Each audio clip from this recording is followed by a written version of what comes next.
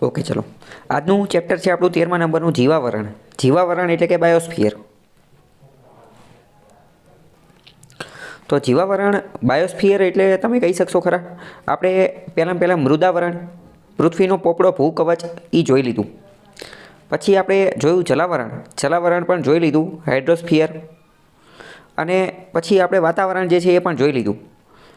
અને આ ત્રણેય જ્યાં ભેગું થાય એને જ તો આપણે શું કહીએ છીએ? જીવાવરણ. બરાબર. એક વેન ડાયાગ્રામ મેં તમને કીધો હતો, એ તમારે યાદ રાખવાનું. એક તો વાતાવરણ, એક તો મૃદાવરણ અને ત્રીજા નંબરનું જલાવરણ. ત્રણેય જ્યાં ભેગું થાય, ટચ થાય એને જીવાવરણ બાયોસ્ફિયર કહેવાય. ઓકે, આપણે એને સમજવાનું છે. તો અહીંયા જ આપેલું છે કે પૃથ્વીની સપાટી ઉપર જે ઘન પોપડો આવેલો છે એને મૃદાવરણ કહેવાય. જળ પાણી આવેલું છે એને જલાવરણ કહેવાય. અને વાયુનું આવરણ આવેલું છે એને વાતાવરણ કહીએ છીએ.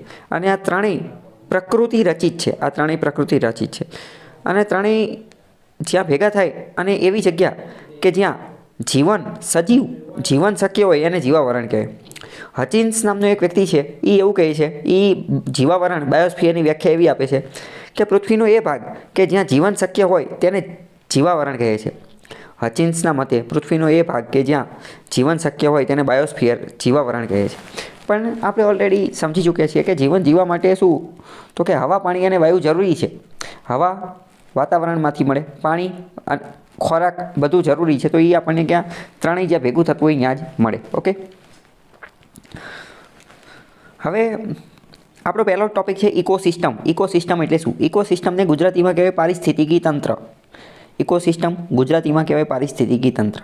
તો શું છે એ સમજીએ. હકીકતમાં આખો જે છે ને એ એન્વાયરમેન્ટ, પર્યાવરણનો ટોપિક છે. બરાબર. પણ હવે 11મા ધોરણને તો કંઈ એન્વાયરમેન્ટ અલગથી શીખવાનું આવતું નથી. પણ આપણી પરીક્ષામાં તો એન્વાયરમેન્ટ અલગથી પૂછાય છે. અને હકીકતમાં તો આ એન્વાયરમેન્ટ સ્વતંત્ર રીતે જ્યારે વિષય બન્યો એ પહેલાં એ ભૂગોળનો જ ભાગ હતો. બરાબર. એટલે એન્વાયરમેન્ટમાંથી ઘણા એવા ક્વેશ્ચન પૂછાતા હોય છે. અને એમાં તે ખાસ કરીને તો આ ક્લાઇમેટ ચેન્જ જ્યારથી ધૂમ મચાવે છે તો એન્વાયરમેન્ટ ઉપર ખાસા એવા ક્વેશ્ચન પૂછાતા હોય છે. ચલો, મૃદાવરણ, જલાવરણ, વાતાવરણ અને જીવાવરણ, આ ચારેય આવરણ મળી અને પૃથ્વીનું પારિસ્થિતિકી તંત્ર રચે છે.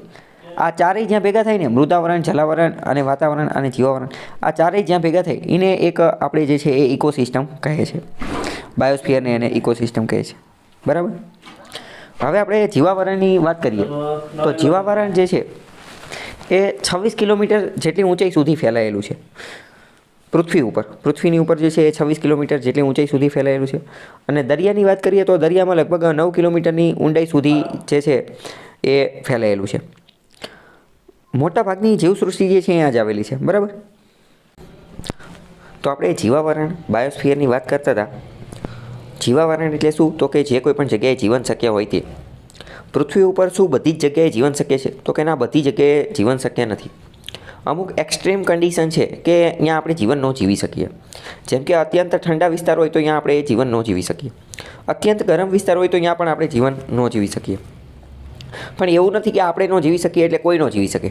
એવું બની શકે કે અહીંયા અમુક પ્રકારના માઇક્રો ઓર્ગેનિઝમ, અમુક એકદમ સૂક્ષ્મ જીવો અને એ બધા જીવતા હોય. પણ અહીંયા આપણે સામાન્ય રીતે વાત કરવાની છે. તો સામાન્ય રીતે જનરલ સેન્સમાં આપણે વાત કરીએ તો બાયોસ્ફિયર જીવાવરણ જે છે પૃથ્વી સપાટીથી ઉપર જતા જઈએ ઊંચે તો 26 કિલોમીટર સુધી જોવા મળે છે. કેમ? કારણ કે પછી ઓક્સિજનને એ બધું મળતું નથી, હવા પાતળી થઈ જાય છે, શ્વાસ લેવામાં એમાં તકલીફ પડે. એટલે ઊંચાઈમાં 26 કિમી. તો કે ઊંડાઈમાં જઈએ, ઊંડે જતા રહીએ દરિયામાં અથવા જમીનની અંદર ઊંડે, તો સાગર સપાટીની અંદર, દરિયાની અંદર ઊંડે જઈએ તો 9 કિલોમીટરની ઊંડાઈ સુધી આપણે જઈ શકીએ. તો ત્યાં સુધી આપણે જીવિત રહી શકીએ, ત્યાં સુધી આપણને જીવાવરણ જોવા મળે. બરાબર. હવે જો આ આંકડા યાદ રાખવાના, પણ એનો મતલબ એવો નહીં કે 9 કિલોમીટરથી ઊંડે જઈએ તો નહીં હોય અને 26થી ઉપર જઈએ તોય નહીં હોય. એવું બની શકે કે અત્યાર સુધી હજી આપણે એવા સજીવો ગોઈતા જ ન હોય. એવું બની શકે ને કે 9 કિલોમીટર આપણે દરિયાની અંદર આપણે વાત કરી હતી કે આપણે ગયા જ છીએ હજી 12 કિલોમીટર સુધી, એની ઊંડે તો હજી ગયા જ નથી. તો કદાચ ત્યાં નવા સજીવો હોય કે જે હજી આપણી જાણ બહાર હોય. તો આપણી અત્યારે જે જાણકારી છે, આપણી જાણકારી અનુસાર 26 કિલોમીટર અને 9 કિલોમીટરની એક થ્રેશોલ્ડ, એક આંકડો છે. બરાબર.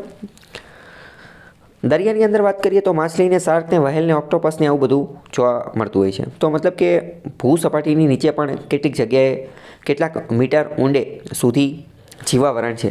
તો આપણે જોયું કે જમીન ઉપર ઊંચે છે, દરિયાની અંદર પણ ઊંડે આવેલું છે. તો શું જમીનની અંદર નીચે ઊંડે જઈએ તો જમીનની અંદર જીવસૃષ્ટિ છે? તો કે આ છે જ નહીં. ઘણી બધી વાર આપણે જમીનની અંદર ઊંડે જોઈએ તો તમને ખ્યાલ હશે અળસિયા અને બીજું અમુક પ્રકારના માઇક્રો ઓર્ગેનિઝમ અથવા અમુક ખાસ કરીને તો અળસિયા, બીજા અમુક ડીકમ્પોઝર ને એવું બધું જોવા મળતું હોય છે. તો જમીનની અંદર પણ એટલે કે ભૂસપાટી નીચે પણ કેટલાક મીટર સુધી જીવાવરણ જોવા મળે છે. વિધાનવાળા વાક્યમાં પૂછે તો એ રીતે ખબર હોય છે. ચલો હવે આગળ આમાં એક કે કુદરતમાં જૈવિક ઘટકો અને એવી બધી વસ્તુ આપેલી છે. આપણે બહુ પહેલાં મેં તમને એક ટોપિક ચલાવેલો હતો કે બાયોટિક એન્ડ એબાયોટિક, યાદ હોય તો તમને જૈવિક ઘટકો અને અજૈવિક ઘટકો, બાયોટિક ફેક્ટર અને એબાયોટિક ફેક્ટર. એ તમને ખ્યાલ છે કે નથી, યાદ છે? ત્યારે મેં તમને કીધું હતું બાયોટિક એટલે શબ્દ સમજો, બાયો એટલે કે જીવન, એને ગુજરાતીમાં કહેવાય જૈવિક. એવી વસ્તુ જેમાં જીવન હોય તે, એટલે કે દરેક સજીવો એમાં આવી જાય. દરેક સજીવો કેવા છે તો કે બાયોટિક છે. શું વનસ્પતિ એમાં આવે કે ન આવે? વિચારીને કહો તો કે વનસ્પતિ પણ એની અંદર આવી જાય તો એને શું કહેવાય? બાયોટિક કહેવાય. જ્યારે એ બાયોટિક એટલે કે અજૈવિક જેમાં જીવ નથી એ તો કોણ? પહેલું તો સૂર્યપ્રકાશ, કેમ? કારણ કે એમાં જીવ નથી. બીજું પાણી, કેમ? કારણ કે એમાં જીવ નથી. પછી અમુક જે વાયુઓ, આ જેટલા પણ વાયુઓ જે છે એ બધા, કેમ? કારણ કે એમાં જીવ નથી. પછી વાત કરીએ માટી, તો કે માટીમાં જે છે એ જીવ નથી. બરાબર? તો આ બધા એ બાયોટિક આપણે આ બધું ત્યારે ડિટેલમાં જોયું હતું. એવું લાગે તો તમે ફરીથી એ જોઈ લેજો. બરાબર? તો હવે અહીંયા વાક્ય વાંચીએ તો વાક્ય એવું કહે છે કે કુદરતમાં જૈવિક ઘટકો આપણે જોઈ લીધા. કયા છે? તો કે પ્રાણીઓ, વનસ્પતિઓ અને સૂક્ષ્મજીવો, આ બધા જૈવિક ઘટકો. તેમની આસપાસના નિર્જીવ ઘટકો, એમની આજુબાજુના નિર્જીવ ઘટકો એટલે કયા? અજૈવિક ઘટકો, એ બાયોટિક. આમાં એ શબ્દ નથી વાપરેલો પણ આપણે સમજી જવાનું, કારણ કે આપણે 11માં નથી, આપણે એની કરતાં થોડું એડવાન્સ સમજવાનું છે. તો એ બાયોટિક કયા? તો કે પાણી, વાયુ, જમીન, પ્રકાશ, આ બધા સાથે જોડાઈને એક સ્વયં સંચાલિત તંત્રની રચના કરે છે. એટલે કે જૈવિક ઘટકો, સજીવો અજૈવિક ઘટકો સાથે જોડાય છે. તમને એવું લાગે એ કઈ રીતે જોડાય? તો એ તો ચોખ્ખી વાત છે ને. ફોર એક્ઝામ્પલ સમજો, હા, પાણીની આપણે હાલતા ચાલતા જરૂર પડે છે, ઓક્સિજનની આપણે હાલતા ચાલતા જરૂર પડે છે. અથવા મોસ્ટ ઇમ્પોર્ટન્ટ નાનામાં નાની વાત સમજો ને, વનસ્પતિ છે, તો વનસ્પતિ ઉગશે ક્યાં? પાણી, જમીન ઉપર જ તો ઉગશે ને. તો વનસ્પતિ સજીવ છે, જમીન નિર્જીવ છે. વનસ્પતિ બાયોટિક જૈવિક છે, માટી, જમીન એ બાયોટિક અજૈવિક છે. તો આવી રીતે દરેક સજીવનો દરેક નિર્જીવ સાથે વાર્તાલાપ અથવા જે રચના જે છે એ જોડાણ જે છે એ થતું હોય છે. તો આ જે જોડાણ થતું હોય ને એને એક રીતે પારિસ્થિતિકી તંત્ર કહેવાય, ઇકોસિસ્ટમ કહેવાય. એક આખી સિસ્ટમ છે કે જેમાં દરેક વસ્તુ એકબીજા સાથે જોડાયેલી હોય. ઇકોસિસ્ટમ એટલે કે એક પ્રકારની એવી સિસ્ટમ, ઇકો એટલે સજીવ, બરાબર? આ સજીવ અને નિર્જીવને જોડતી એક સિસ્ટમ, બરાબર? તો ઇકોસિસ્ટમ એ આખો પર્યાવરણને લગતો આ એક શબ્દ છે.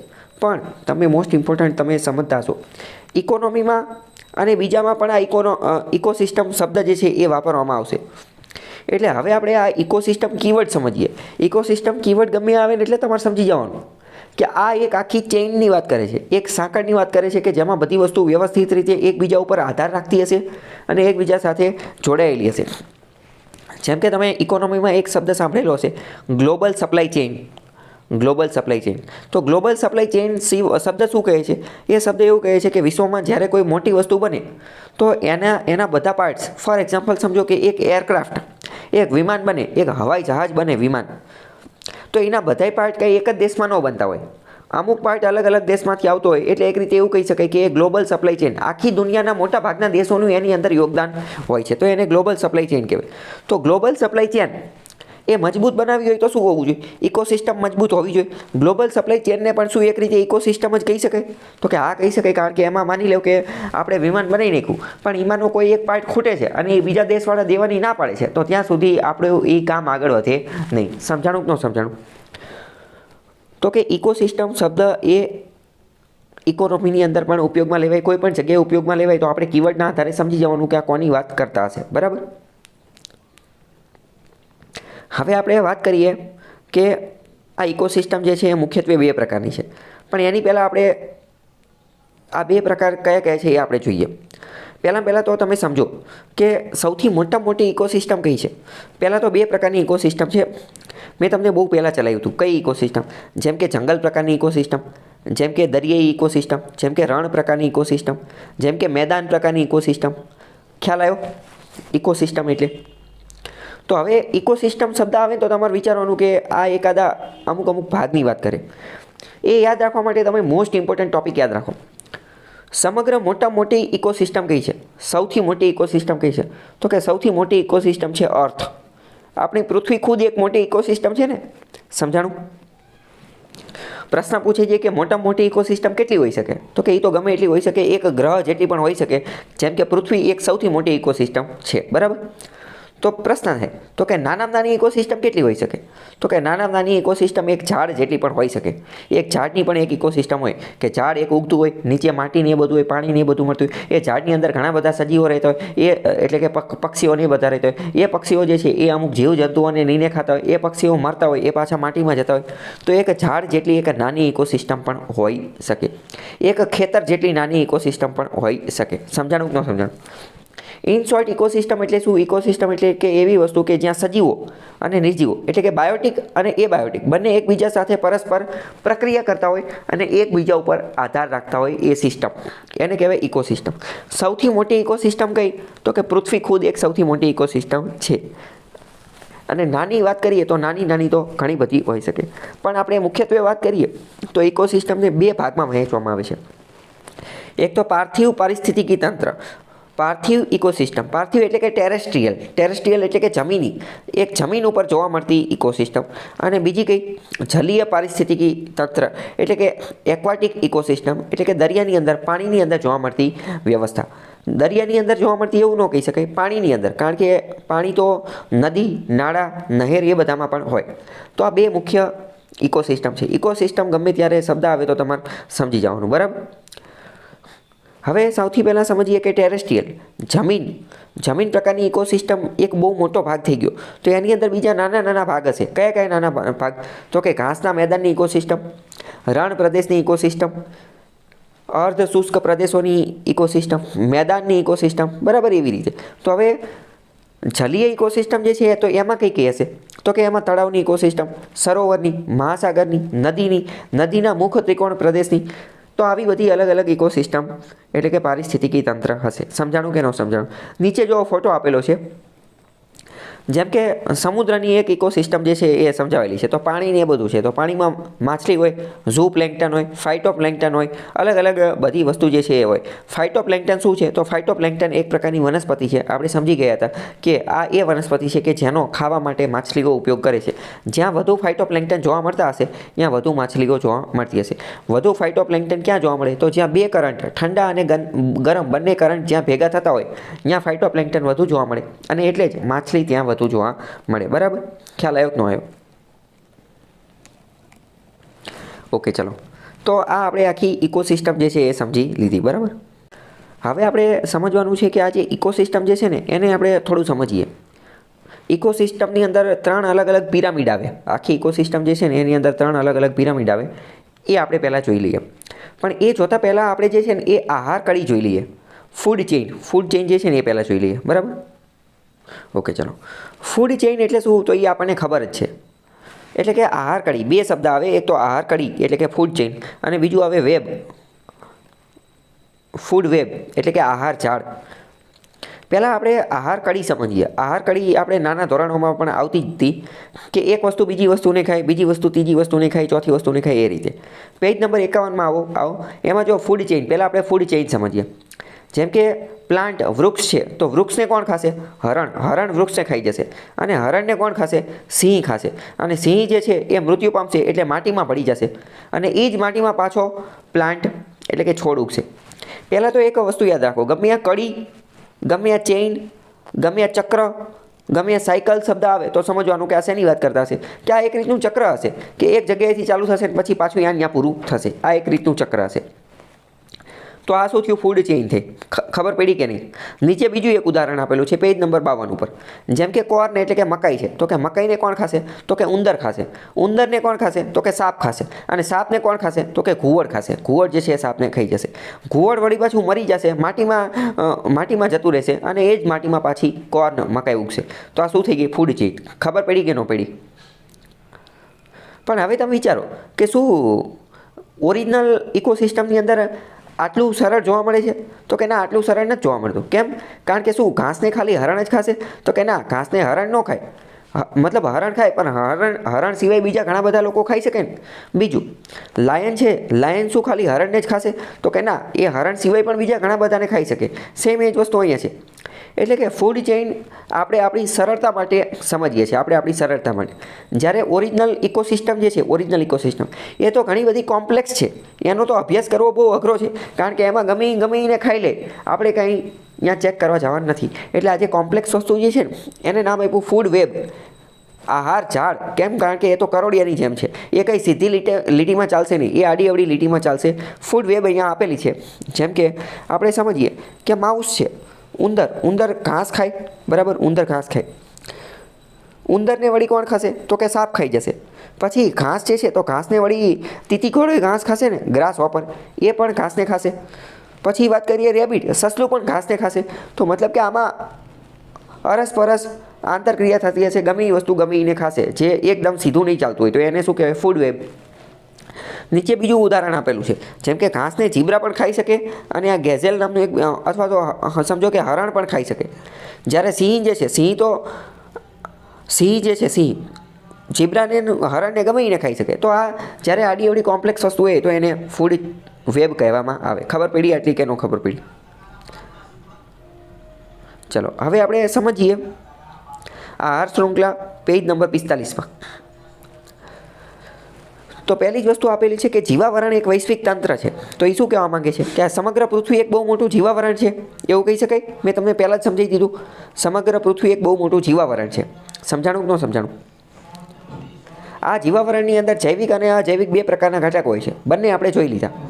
હવે આપણે વાત કરીએ કે સમગ્ર ફૂડ ચેઇનની અંદર જેટલા પણ સજીવો છે, એ બધા સજીવોને જીવવા માટે ઉર્જાની જરૂર પડે. આ ઉર્જા એ લોકો કેનેથી પૂરી કરે?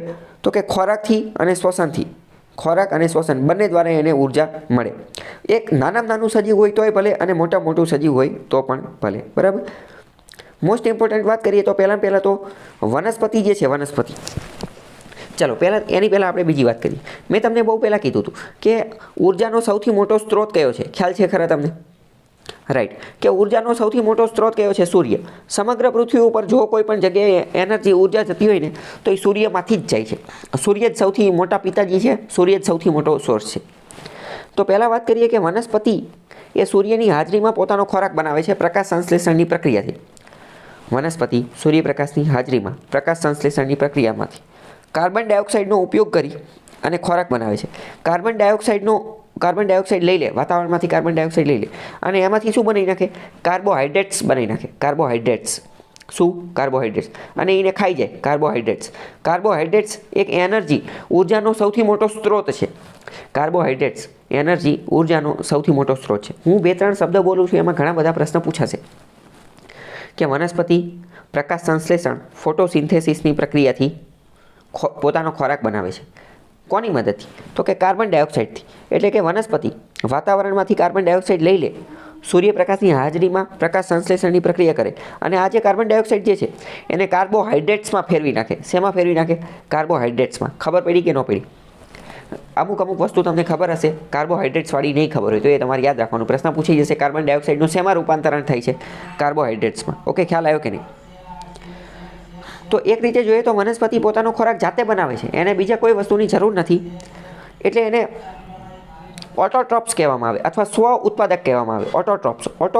ઓટોટ્રોપ્સ એટલે કે સ્વ ઉત્પાદકો અથવા પ્રાથમિક ઉત્પાદકો. Primary producers. કારણ કે એને કોઈની જરૂર નથી ને, સૂર્યની હાજરીમાં પોતાની જાતે જ બનાવી નાખે. તમને એવું લાગે એવું તો આપણે જાતે બનાવીએ છીએ ને, આપણે રસોડામાં જઈને કે ગમે જઈને ગેસ ચાલુ કરી, તો કે ના, એની વાત નથી. આપણે વનસ્પતિની તો જરૂર પડે છે ને, અથવા કંઈ પ્રાણીની જરૂર પડે છે. કોઈ કેમ કે નોનવેજ ખાતા હોય તો પ્રાણી, આપણે કંઈક બીજી વસ્તુની, આપણે શું ડાયરેક્ટ સૂર્યમાં બેસી જઈએ તો આપણને એનર્જી મળી જાય? તો કે ના, ન મળી જાય. આપણે કંઈક ખોરાક ખાવો પડે. તો આપણે જે છે એ ઓટોટ્રોપ્સ, સ્વ ઉત્પાદક કે આપણે સ્વ નથી. વનસ્પતિ એક જ એવી છે કે જે કહેવાય છે જે પ્રાથમિક ઉત્પાદક છે અને સ્વ ઉત્પાદકો છે. બરાબર? આટલો ખ્યાલ આવ્યો કે ન આવ્યો? તો વનસ્પતિ પોતાનો ખોરાક જાતે બનાવે છે, પહેલી વસ્તુ. બીજી વસ્તુ સેમ એ જ વસ્તુ તમને ખ્યાલ હશે, ફાઇટોપ્લેન્કટનની મેં વાત કરેલી હતી. પ્લેન્કટન કે જે ક્યાં હોય? સમુદ્રની અંદર હોય. તો સમુદ્રની અંદર આ જે પ્લેન્કટન જે છે એ પણ એક પ્રકારની વનસ્પતિ છે. તો એ પોતાનો ખોરાક જાતે બનાવતી હશે કે નહીં બનાવતી હોય? તો એ પણ પોતાનો ખોરાક જાતે બનાવતી હશે. બીજી મોસ્ટ ઇમ્પોર્ટન્ટ વસ્તુ, લીલ, પાણીની અંદર લીલ હોય અથવા લીલ જે છે, લીલ એ પણ એક સજીવ છે. લીલ જેને ઇંગ્લિશમાં કહેવાય એલ્ગી, જેને ઇંગ્લિશમાં શું કહેવાય એલ્ગી. તો લીલ અને એલ્ગી એ પણ એક પ્રકારનું સજીવ છે, એક પ્રકારનું સજીવ છે. તો એ પણ પોતાનો ખોરાક જાતે બનાવશે, એ પણ પોતાનો ખોરાક જાતે બનાવશે. કેમ? કારણ કે એ પણ પ્રકાશ સંશ્લેષણની પ્રક્રિયા કરી શકે છે. લીલ જે છે એ પણ પ્રકાશ સંશ્લેષણની પ્રક્રિયા કરી શકે છે. સામાન્ય રીતે આપણા મગજમાં એવું ફિટ હોય કે ખાલી વનસ્પતિ જ કરે છે, પણ એવું નથી. વનસ્પતિ સિવાય લીલ પણ આ પ્રક્રિયા કરે છે. ઓકે, ખ્યાલ આવ્યો કે નહીં? ચલો, હવે એને સ્વ ઉત્પાદકો, પ્રાથમિક ઉત્પાદકો શા માટે કહે છે એ પણ આપણે જોઈ લીધું, બરાબર. હવે વનસ્પતિને શું કરશે? તો કે વનસ્પતિને કેટલાક જંતુઓ અને પ્રાણીઓ ખોરાક તરીકે ખાશે, બરાબર. અને એ પોતાનો ખોરાક જાતે ઉત્પન્ન કરતા નથી, અન્ય દ્વારા ઉત્પન્ન કરવામાં આવેલા ખોરાક ઉપર નભે છે. તો આમાંને શું કહેવાય? તો આમાં એક રીતે જોઈએ તો અહીંયા આપણે ઉર્જાનું સ્વરૂપ બદલાઈ ગયું ને. પહેલાં સૂર્યમાંથી ઉર્જા ક્યાં ગઈ? વનસ્પતિમાં. વનસ્પતિમાંથી ઉર્જા ક્યાં ગઈ? પ્રાણીઓમાં, બરાબર. આ વસ્તુ આપણે જોઈ. તો જે ગાય ને ભેંસ ને હરણ ને આ બધા, આને આપણે તૃણાહારી કહીએ છીએ. તૃણાહારી અથવા પ્રાથમિક ઉપભોક્તા કહીએ છીએ. પ્રાથમિક ઉપભોક્તા જે છે એ કહીએ છીએ. પ્રાથમિક ઉપભોક્તા કયા હશે? પ્રાથમિક ઉપભોક્તા એ જ હશે કે જે માત્ર અને માત્ર વેજીટેરિયન હશે, તૃણાહારી હશે, જે માત્ર અને માત્ર ઘાસ ખાતા હશે એ, બરાબર. એ પ્રાથમિક ઉપભોક્તા. હવે આ જે પ્રાથમિક ઉપભોક્તા જે છે એને ખાવાનું કામ કરશે, એનો એટલે કે માંસનો ઉપયોગ કરશે કોણ? એવા પ્રાણીઓને માંસાહારી પ્રાણીઓ કહીએ, જેમ કે સિંહ, વાઘ, દીપડો, અજગર આ બધા. તો આ હિંસક અને માંસાહારીઓ પ્રાણીઓ છે, આ તૃણાહારીઓને ખાઈ જશે. એટલે કે પ્રાઇમરી જે પ્રાથમિક ઉપભોક્તા જે છે એને ખાઈ જશે, બરાબર. તો મતલબ કે એ દ્વિતીય લેવલની ફૂડ ચેઇનની અંદર આવશે. એ દ્વિતીય લેવલની ફૂડ ચેઇનની અંદર આવશે, તો એને માંસાહારી કહીએ છીએ. ઇન શોર્ટ, અહીંયા તમે સમજો કે આ ફૂડ ચેઇન જે છે એની અંદર અલગ અલગ લેવલ છે.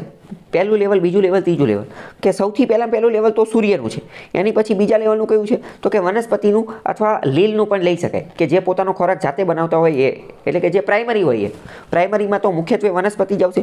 પછી બીજા લેવલનું કયું આવશે? તો કે બીજા લેવલનું જે છે એમાં આવશે તૃણાહારીઓ, કે જે વેજીટેરિયન ઘાસ ખાતા હોઈએ. અને એની પછીનું આવશે કયું? તો કે દ્વિતીય લેવલનું. એ કોણ હશે? તો કે માંસાહારી, કે જે પ્રાણીઓને ખાતા હોઈએ. તો આ બધા લેવલ તમને સમજાણા કે નહીં પહેલાં? બરાબર. તો 3 અલગ અલગ પ્રકારના લેવલ છે. ઓકે, ત્રીજા લેવલની અંદર કોણ આવશે? આપણે બીજા લેવલની અંદર શું જોયું? તો કે બીજા લેવલની અંદર માંસાહારી જોયા. તો કે ત્રીજા લેવલની અંદર કોણ આવશે? તો કે ત્રીજું લેવલ એવું આવશે કે જે વેજીટેરિયન અને નોન વેજીટેરિયન, એટલે કે તૃણાહારી અને માંસાહારી બંને હોય. તૃણાહારી અને માંસાહારી બંને હોય. તો કે એવું કોણ છે? તો કે એવું કે કૂતરા છે, કૂતરાને રોટલી દેવ, રોટલી ખાઈ લે. બીજી માંસ ખાઈ લે. મનુષ્ય છે, બરાબર, વેજીટેરિયન નોન વેજીટેરિયન બંને હોય. તો એ તૃતીય ઉપભોક્તાની અંદર આવશે, 3 લેવલની અંદર આવશે, ત્રીજા લેવલની અંદર આવશે. ઓકે, ખ્યાલ આવ્યો? તો બધા લેવલ પહેલાં તો ખબર પડી કે ફરીથી એકવાર કહી દઉં કે સૌથી પહેલું મોટું તો સૂર્ય, એની પછી આવશે વનસ્પતિ. તો વનસ્પતિ કયું લેવલ? તો કે પ્રાઇમરી, પ્રાથમિક લેવલનું. એની પછી દ્વિતીયક લેવલનું કોણ હશે? તો કે જે તૃણાહારીઓ હશે એ. પછી એની પછી કોણ હશે? તો કે માંસાહારી. અને એની પછી કોણ હશે? મિશ્રાહારી. ઓકે, ખ્યાલ આવ્યો કે નહીં? હવે બીજી મોસ્ટ ઇમ્પોર્ટન્ટ વસ્તુ, ચલો આ બધું ખબર પડી ગઈ કે કોઈ પણ મનુષ્ય છે કે કોઈ પણ સજીવ છે તો એનું મરણ થઈ ગયું, તો કે પછી તો એની ઇકોસિસ્ટમ પૂરી થઈ ને? તો કે ના, પછી એની ઇકોસિસ્ટમ પૂરી ન થાય, પછી એક નવી ઇકોસિસ્ટમની ચાલુ થઈ જાય. મૃત પ્રાણીઓ, કોઈ પણ સજીવનું મૃત્યુ થાય ને એની પછી પણ એક નવી ઇકોસિસ્ટમની શરૂઆત થઈ. એ કઈ રીતે? તો માની લો કે જે માણસ મરી ગયું છે તો એના અવશેષો હશે, એ સડશે. તો એના અવશેષો સડી જશે ને એ મરી જશે. તો જંગલમાં આવી કોઈ ડેડ બોડી કે એવું કંઈ પડ્યું હોય તો એની ઉપર તમને જોયું હશે કે અમુક સજીવો આવી જશે, અમુક ઉધઈ આવી જશે, અમુક ઈયળ ને એવું બધું આવી જશે. તો આ નવી ઇકોસિસ્ટમ આવી ગઈ ને. સમડી ને ગીધ ને, કે આ બધા કેવા છે? આ બધા એવા છે કે જે મૃત્યુ પામેલી વસ્તુ જ ખાય છે, મૃત્યુ પામેલી વસ્તુ જ ખાય છે. તો આ એક રીતે નવી ઇકોસિસ્ટમ ચાલુ થઈ ગઈ કે જે મૃત્યુ પછી ચાલુ થઈ છે. મૃત્યુ પહેલાંની જે ઇકોસિસ્ટમ હતી એ આહાર કડી હતી, આ મૃત્યુ પછી એક નવી ઇકોસિસ્ટમ ચાલુ થઈ છે. પણ મૃત્યુ પછી જે નવી ઇકોસિસ્ટમ થઈ છે તો એ પણ એક રીતની તો આહાર કડી જ છે ને. આ બધા સજીવો માટે, કયા? સમડી, ગીધ, ઉધઈ, એ બધા માટે. તો આ બધા જે છે એને કહેવામાં આવે છે ડીકમ્પોઝર્સ, એટલે કે વિઘટકો. સમડી, ગીધ, ઉધઈ, ઈયળ આ બધાને વિઘટકો કહેવામાં આવે છે, ડીકમ્પોઝર્સ. કેમ? કારણ કે એ આખી બોડી, આખા સજીવ જે છે એનું ડીકમ્પોઝ કરી નાખે છે, એનું વિઘટન કરી નાખે છે, એને નાના નાના ટુકડાની અંદર વિભાજિત કરી નાખે છે. અને એક રીતે આપણે હિન્દુમાં તો એક ડાયલોગ છે કે મૃત્યુ પછી શરીર માટીમાં પડી જાય છે. તો હકીકતમાં આ જ સજીવો જે છે એ શરીરને પાછું માટીમાં ભેળવી દે છે. ખ્યાલ આવ્યો કે નહીં? તો હવે તમે વિચારો કે આપણે પણ વનસ્પતિને ખોરાકમાં લેતા હોય છે. વનસ્પતિ પોતાનો ખોરાક બનાવે તો એ કાર્બોહાઈડ્રેટ્સથી બનાવતી હોય છે. કાર્બોહાઈડ્રેટ્સ આપણે વનસ્પતિ ખાતા હોય છે તો વનસ્પતિમાંથી આપણને પણ કાર્બોહાઈડ્રેટ્સ મળતું હોય છે. તો આપણને ઇન શોર્ટ એટલી તો ખબર પડી ગઈ કે આપણા શરીરની અંદર પણ ધીમે ધીમે કાર્બન આવી જાય છે. કાર્બન હકીકતમાં કેવું છે તો કે અજૈવિક છે, અજૈવિક, પણ એ ધીમે ધીમે આપણા શરીરની અંદર ઘૂસતો જાય છે. બરાબર. એટલે તમે એક વસ્તુ નોટ કરેલી હશે કે દરેક સજીવની અંદર કાર્બન તો હોય જ છે, દરેક સજીવની અંદર કાર્બન તો હોય જ છે. શા માટે? કારણ કે કાર્બોહાઈડ્રેટ્સના માધ્યમથી એણે ઉર્જા મેળવેલી હોય છે એટલે. અને એટલે તમે એક વસ્તુ નોટ કરેલી હશે કે ગમે ત્યારે કોઈ જૂની વસ્તુ જે છે એનો પતો લગાવવાનો હોય તો કાર્બન ડેટિંગ પદ્ધતિનો ઉપયોગ કરતા હોય છે. રેડિયો એક્ટિવ કાર્બન C12નો ઉપયોગ કરતા હોય છે. કેમ? કારણ કે કાર્બન જે છે એ દર થોડા વર્ષે એની ઉંમર જે છે એ અડધી થતી રહેતી હોય છે.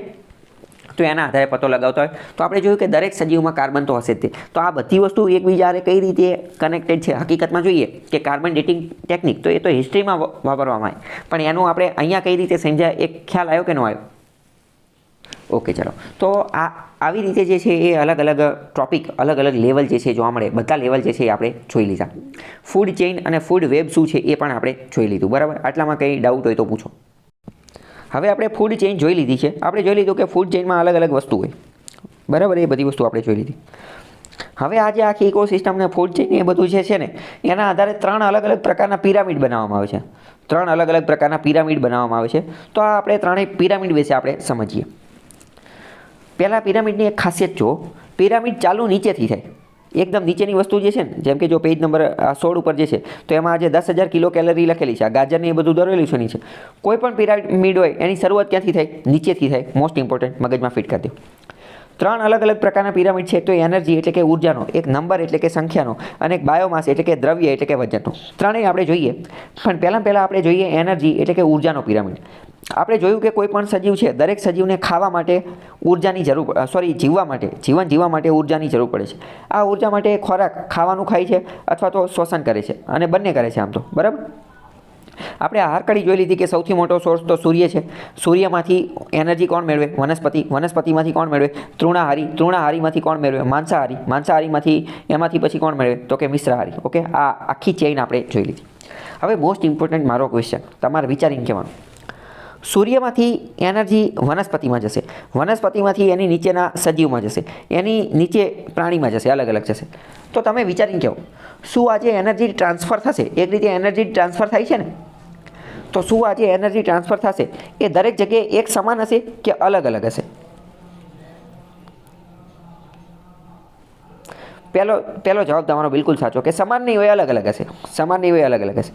તો હવે બીજો પ્રશ્ન, શું એનર્જી જે ટ્રાન્સફર થાય છે એ ઉપરથી નીચે આવશે એમ વધતી જશે કે ઘટતી જશે?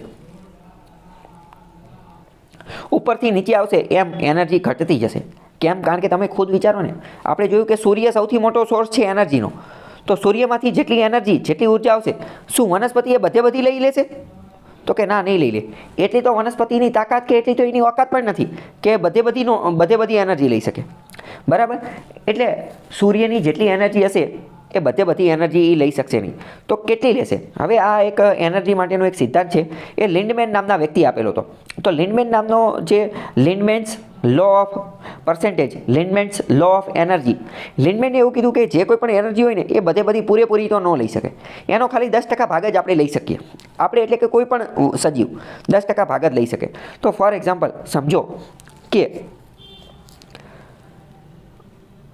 સૂર્ય જે છે, સૂર્ય એમાંથી 10,000 કિલો કેલરીની એનર્જી આવતી હોય, 10,000 કિલો કેલરીની, તો આમાંથી વનસ્પતિ કેટલી લઈ શકશે? તો કે આના 10% દે. તો આના 10% થાય 1000. તો જો 1000 જે છે એ અહીંયા વનસ્પતિએ લીધો. આ ફોટાની અંદર જોઈ શકીએ છીએ. ગાજર પાસે કેટલી એનર્જી? તો કે 1000 જ આવી, 1000 જ આવી. હવે આ જે ગાજર જે છે, ગાજરને સસલું ખાઈ જશે. તો સસલું શું 1000 એનર્જી લઈ શકશે? તો કે ના, બધી એનર્જી ન લઈ શકે. એનર્જી હંમેશા ધીમે ધીમે ઘટતી જાય. એનર્જી હંમેશા ધીમે ધીમે ઘટતી જાય. તો 1000માંથી સસલું કેટલી લેશે? 10% દે. તો 1000ના 10% થાય 100. તો એ લેશે 100. સસલાને વળી બીજું કોઈ સજીવ ખાશે, ફોર એક્ઝામ્પલ સિંહ ખાઈ જશે. સિંહ જે છે, સિંહ ખાશે. બરાબર. તો સિંહ ખાશે તો એને કેટલી એનર્જી મળશે? એમાંથી 10% એટલે કે 10 કિલો કેલરી દે. બરાબર. તો આવો સિદ્ધાંત છે. પહેલાં તો સામાન્ય રીતે તમને આ સિદ્ધાંત હજી એટલો બધો સમજાણો નહીં હોય. હું તમને એના બીજા 2-3 ઉદાહરણ આપું. ફોર એક્ઝામ્પલ આવું શા માટે છે આપણે સમજીએ. તમે વિચારો, સસલું છે, બરાબર, સસલાને સિંહ ખાશે. હવે તમે વિચારો, શું સસલું, એક સિંહ જે છે, સિંહ એ ખાલી એક સસલું ખાય તો એને ચાલી જાય? એક સસલાથી ચાલી જતું હશે? તો કે ના, ન ચાલે. કેમ ન ચાલે? એનર્જીનો લો પણ અહીંયા કામ કરે છે ને. કારણ કે એક સસલું ખાશે એમાંથી એનર્જી એને માંડ 10% મળશે. તો આવા તો એને કેટલા બધા સસલા જોશે. બીજી વસ્તુ, સસલું છે, ચલો ગાજર છે અને સસલું છે, બરાબર. શું સસલું એક ગાજર ખાશે તો એને ચાલી જશે? તો કે ના, એક ગાજરથી ન ચાલે. કેમ? કારણ કે એક ગાજરમાં એને કોઈ એટલી બધી એનર્જી ન મળે. એનર્જીનો રૂલ પણ કામ કરશે, 10% એનર્જી જ મળશે. ખ્યાલ આવ્યો કે ન આવ્યો? સમજાણું? ફરીથી જો, લિન્ડમેનનો લો ઓફ એનર્જીનો સિદ્ધાંત એવું કહે છે કે સૂર્ય સૌથી મોટો એનર્જી ઉર્જાનો સ્ત્રોત છે. સૂર્યમાંથી જેટલી ઉર્જા મળે બધી આપણે લઈ શકતા નથી. તો કે કેટલી લઈ શકીએ? તો કે ખાલી 10% લઈ શકે. એ 10% કોણ લેશે? વનસ્પતિ લેશે. વનસ્પતિમાંથી બીજા પ્રાણીઓને એ એનર્જી મેળવશે. તો એ પણ ધીમે ધીમે 10% એનર્જી પ્રાપ્ત કરતા જશે. લિન્ડમેન બુકની અંદર આ નામ આપેલું નથી. પરીક્ષામાં પ્રશ્નમાં પૂછી જશે લિન્ડમેનને કયો સિદ્ધાંત આપેલો હતો? તો કે લો ઓફ એનર્જીનો સિદ્ધાંત, પ્રિન્સિપલ ઓફ એનર્જી. કેટલા ટકા? તો કે 10% વાળો. ચલો, તો હવે તમે અહીંયા વિચારી અને કહો. હું તમને એક પ્રશ્ન પૂછું કે વેજીટેરિયન અને નોન વેજીટેરિયન આ બેમાંથી વધારે શક્તિ કોની અંદરથી મળે? વેજ ફૂડમાંથી કે નોન વેજ ફૂડમાંથી? તો કે વેજમાંથી વધારે શક્તિ જે છે એ મળશે વેજમાંથી. કેમ? કારણ કે લિન્ડમેનનો એનર્જીનો સિદ્ધાંત શું કહે છે કે જેમ જેમ નીચે હશે એમ જે છે એમ એ વધારે શક્તિ જે છે આપણને મળશે, બરાબર. અમુક લોકો જે માંસાહારી હશે એ એવું લોજિક આપે કે ના, ખોટી વાત, માંસમાંથી વધારે શક્તિ મળે. અમુક વાત તો ડૉક્ટર લોકો જે છે એ પણ આને સજેસ્ટ કરતા હોય છે. અમુક લોકો એવું કહે. તો એ વાત બિલકુલ ખોટી છે. માંસમાંથી વધારે શક્તિ મળી શકે નહીં, જે આપણે લિન્ડમેનના એનર્જીથી સાબિત કરી દીધું. બીજું તો કે અમુક વાર ડૉક્ટર લોકો જે છે એ એને કેમ સજેસ્ટ કરતા હોય છે? તો કે એની પાછળનું કારણ બીજું છે. એની પાછળનું કારણ એ છે કારણ કે આ જે નોનવેજ વસ્તુ જે છે ને, માંસ છે એ બધું, એ પ્રોટીન અને અમુક પ્રકારના વિટામિન્સ જે છે ને એનો ખૂબ મોટો સ્ત્રોત છે. તમને ખ્યાલ હશે, વનસ્પતિમાંથી પ્રોટીન મળે નહીં. પ્રોટીન માટેના સાધનો જે છે એ મર્યાદિત છે. પ્રોટીનનો સૌથી મોટો સોર્સ હોય તો એ નોનવેજ છે. તો એ પ્રોટીનની અને બીજી અલગ અલગ વસ્તુઓ જે છે એની માટે મળે છે. અને એ બધું છોડો, તો આના આધારે આપણને એક વસ્તુ ખબર પડી ગઈ. વિધાનવાળા વાક્યમાં કે ગમે વાક્ય હોય કે કોઈ યારે વાત કરતો હોય કે ગમે હોય, તો આપણને ખબર પડી ગઈ કે વધારે એનર્જી તો વેજીટેરિયન ફૂડમાંથી જ મળે. કેમ? કારણ કે જેમ જેમ એનર્જી ઉપર જતી જશે એમ તો એ એનર્જી ઘટતી જશે. ઓકે, ખ્યાલ આવ્યો કે ન આવ્યો? બરાબર. હવે સેમ બીજી વસ્તુ, એન્વાયરમેન્ટનો ટોપિક છે, આમાં આપેલો નથી પણ હું તમને ચલાવી દઉં છું. તો મતલબ કે એનર્જી નીચેથી ઉપર જતી જાય તો ઘટતી જાય, નીચેના લેવલથી ઉપરના લેવલે જતી જાય તો ઘટતી જાય. પણ હવે સેમ વસ્તુ, માની લો કે સેમ વસ્તુ જો ઝેર હોય ને, તો ઝેર વસ્તુ જે છે એ ઉપર જતી જાય તો એની અસર વધતી જાય.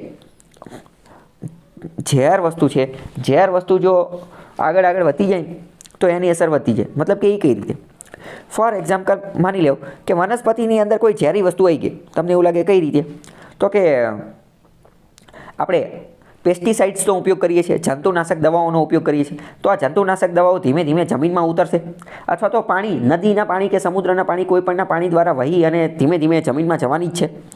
હવે આ જમીનમાંથી વનસ્પતિ જે છે એ મૂળ દ્વારા એ વસ્તુઓને પ્રાપ્ત કરી લીધી. તો વનસ્પતિમાં એક રીતે ઝેર આવી ગયું કે ન આવ્યું?